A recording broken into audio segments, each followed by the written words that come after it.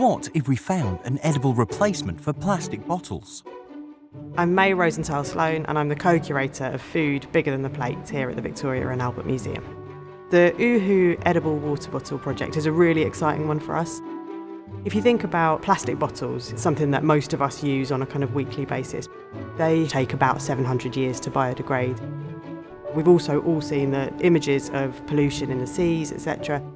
The really amazing people behind Ooho came up with this incredible material which is basically made of algae, so made out of seaweed. And it creates a kind of cushiony, soft packaging for water. What makes Ooho such a sustainable design? It takes a few weeks to biodegrade, or you can just eat it. It's got a kind of slightly chewy, crunchy texture, which I really like. Seaweed is also a renewable source. It grows up to 1 metre a day. They've done versions of the Ooho that are for marathon runners. You know, you've seen pictures of marathons where the sides of the roads are littered with plastic bottles. What if they were littered instead with something that was going to biodegrade very, very quickly?